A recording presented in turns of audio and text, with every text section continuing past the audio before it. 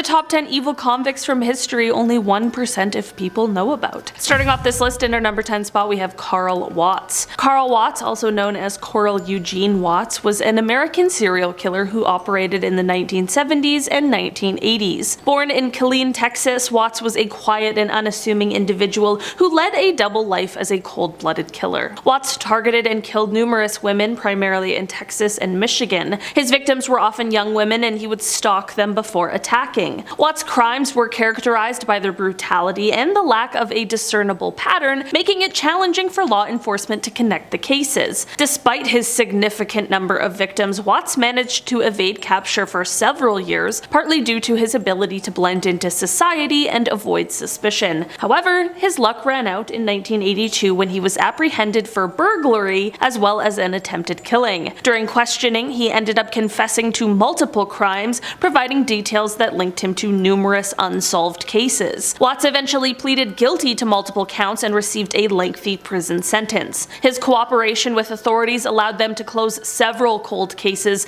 and bring closure to the families of his victims. Watts died of prostate cancer while serving his sentence on September 21, 2007. Despite not achieving the same level of media coverage as some other infamous serial killers, Watts' actions left a trail of devastation and loss in the communities he targeted. In our number 9 spot today, we have Johann Unterweger. Johann was an Austrian serial killer who terrorized Vienna in the 1990s. Johann's criminal activities first gained attention in the late 1970s when he was convicted for taking the life of a young woman and sentenced to life in prison. However, during his incarceration, he managed to project a very reformed image, becoming an accomplished writer and gaining support from intellectuals who believed he had been rehabilitated. Due to his literary talent and the perception of his redemption in A Great Miscarriage of Justice, he was released on parole in 1990 after serving only 15 years of his life sentence. He soon became a media personality, presenting himself as a rehabilitated ex-convict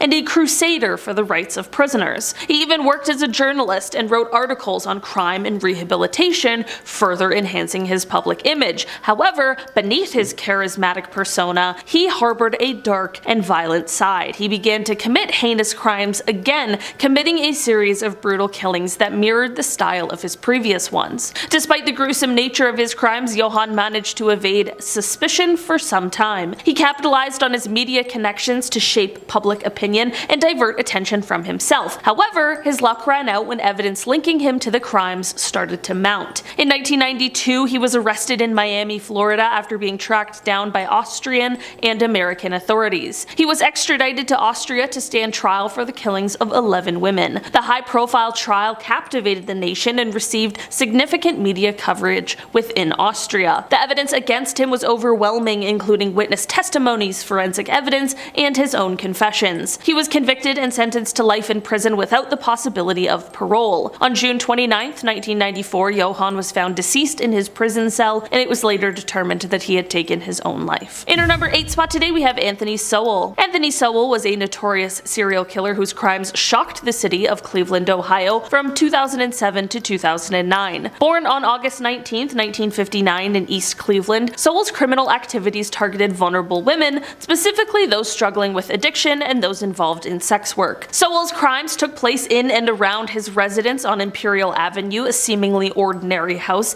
that hid a horrifying secret. He would lure his victims to his home under the pretense of offering them something to feed their addictions or shelter. Once inside, his horrifying crimes would unfold. The bodies of his victims were often hidden throughout the house, concealed in various locations, including crawl spaces and buried in the backyard. While these crimes were taking place, the local community was largely unaware of the extent of the crimes occurring in their midst. The victims, many of whom were marginalized and leading transient lives, were often overlooked by society. In October 2009, a courageous survivor managed to escape from Sowell's house and alerted the authorities. When the police executed a search warrant on Sowell's property, they made the horrifying discovery of decomposing bodies, leading to his immediate arrest. The case of Anthony Sowell garnered significant attention within the Cleveland community, where the shock and horror of the crimes reverberated. Local media covered the story extensively, focusing on the heinous nature of the crimes and the impact on the victims' families. However, the case did not receive as much national or international coverage as some other high-profile serial killer cases. During Sowell's Bell's trial, the prosecution presented a compelling case against him, supported by physical evidence, DNA matches, and the testimonies of survivors. In 2011, he was found guilty on 82 counts and was sentenced to death. In our number 7 spot today, we have Maury Travis. Maury Travis was an American serial killer who terrorized the St. Louis, Missouri area in the early 2000s. His heinous crimes targeted several women, and he infamously recorded some of the crimes on videotape. In the early 2000s, Travis began a spree of violence that would claim the lives of multiple women,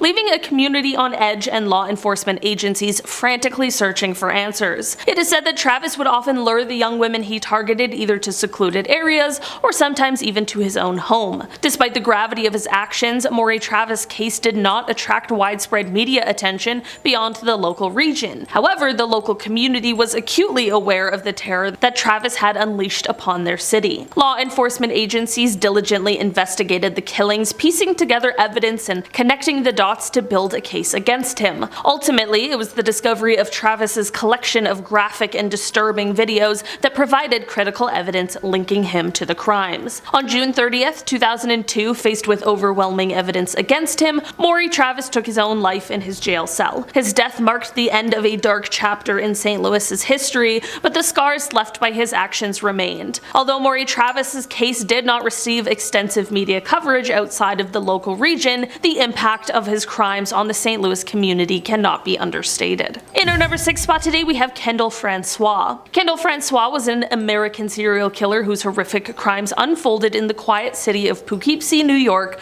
during the 1990s. Born on July 26, 1971, Francois led a double life, hiding a dark and sinister secret behind his seemingly ordinary facade. Francois specifically targeted women, and he would lure them to his home where he subjected them to unspeakable acts of violence and ultimately took their lives. Shockingly, he managed to conceal his crimes by hiding the bodies of his victims within his residence, creating a haunting and gruesome secret that remained undiscovered for an extended period. Despite the disturbing nature of his crimes, Kendall Francois' case did not receive significant media attention at the time. The lack of widespread coverage was due in part to the marginalized nature of his victims. This made it easier for their disappearances to go unnoticed by the broader public. The true extent of his crimes only came to light in 1998 when a routine visit from police officers, prompted by a complaint about a foul odor, led to the shocking discovery of multiple decomposing bodies hidden throughout his home. In total, the remains of 8 women were found, exposing the gruesome reality of his actions. Kendall Francois was subsequently arrested, and during his trial, the disturbing details of his crimes were revealed. In 2000, he was found guilty on multiple counts and sentenced to life in prison without the possibility of parole. While Kendall Francois' case did not receive the same level of national or international media attention as some other high-profile serial killer cases, it serves as a chilling reminder of the hidden dangers that can lurk within seemingly ordinary communities. In our number 5 spot today, we have Belle Gunness. Belle Gunness was a Norwegian-American serial killer who is believed to have killed over 40 people, including her own family, in the late 19th century and early 20th century. Belle was born in Norway in 1859 and immigrated to the United States in 1881. She settled in Chicago, where she married her first husband and started a family.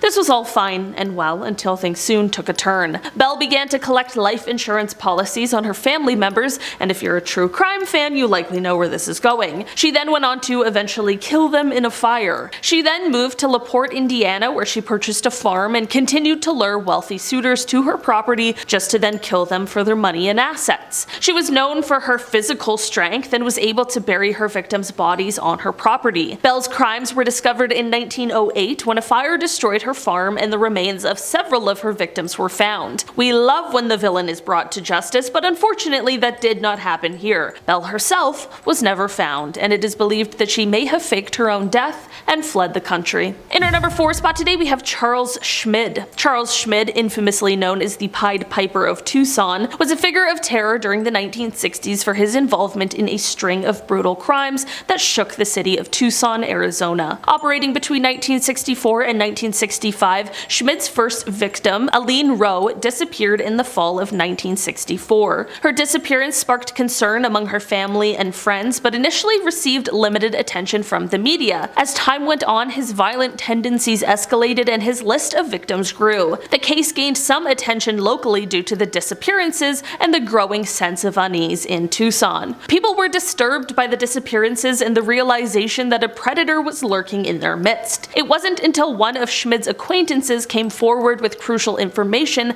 that law enforcement finally uncovered the extent of his crimes. In 1965, he was arrested and charged with the killings of Aline Rowe, Gretchen Fritz, and Wendy Fritz. The revelation of his dark secrets shocked the community and brought the nation's attention to the grisly acts committed by the Pied Piper of Tucson. During his trial, the disturbing details of his crimes were exposed, with witnesses testifying to his manipulation, his disregard for human life, and the chilling pleasure he derived from his actions. The case captivated the local media, but it did not achieve the same level of national media coverage as some of the era's more high-profile cases, such as the Manson family. Charles Schmid was found guilty of the killings and sentenced to death. However, in 1972, his sentence was commuted to life imprisonment when the death penalty was briefly abolished in the United States. Schmid spent the rest of his life behind bars, becoming a haunting reminder of the evil that can exist within seemingly ordinary individuals. In our number 3 spot today, we have Charles Albright. Charles Albright, famously known as the Eyeball Killer, was a convicted serial killer whose heinous crimes unfolded in Dallas, Texas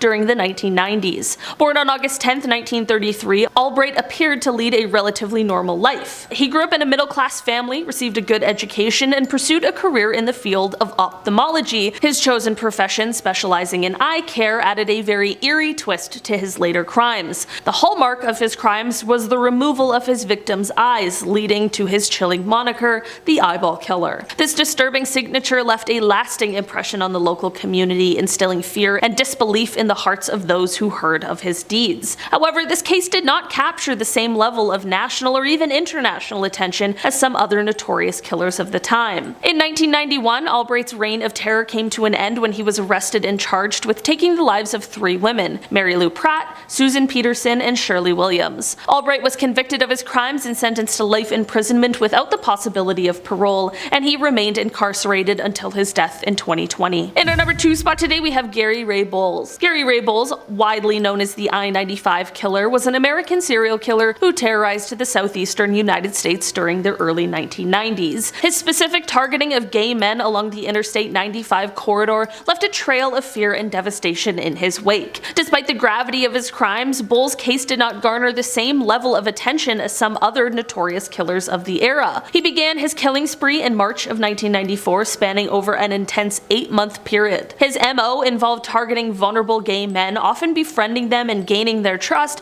before subjecting them to his crimes. This spree would go on to leave a trail of tragedy and heartbreak in multiple states along the I-95 corridor. Bowles' criminal activities finally came to an end in November of 1994 when he was apprehended in Florida. He was subsequently charged with multiple killings, and his capture provided a sense of relief and closure to the affected communities. However, the media attention surrounding his arrest and subsequent trial remained relatively contained. During his trial, the disturbing details of his crimes were revealed, shedding light on the extent of his violence and the tragic loss of innocent lives. Gary Ray Bowles was convicted for 6 killings and received multiple death sentences. He spent years on death row, and his case brought attention to the flaws and complexities of the criminal justice system. In 2019, he died of natural causes while awaiting execution, closing a very dark chapter in the history of serial killers in America. And finally, in our number 1 spot today, we have Cleophus Prince Jr. Cleophus Prince Jr., commonly known as the Claremont Killer, was an American serial killer who operated in the Claremont neighborhood of San Diego, California during the 1990s. Between January and September 1990, Prince embarked on a violent spree targeting and taking the lives of women in the area. Prince would break into their homes or lure them to secluded areas, and while the case did receive attention from local media outlets, the national and international coverage remained relatively limited. Several factors could explain the lack of widespread attention. During the same period, other high-profile serial killer cases, such as those of Jeffrey Dahmer and Ted Bundy, dominated the media landscape, diverting attention away from the Cleophus Prince Jr.'s crimes. Additionally, the demographic profile of Prince's victims may have played a role in the limited coverage. It wasn't until September 1990, after an exhaustive investigation and the implementation of advanced forensic techniques, that Cleophus was finally identified as the Claremont Killer. He was arrested and subsequently convicted, ultimately receiving multiple life sentences without the possibility of parole. Alright guys, that has been our list for today. Thanks so much for checking it out. I've been your host today, Olivia Kozlowski, and I will see you again soon.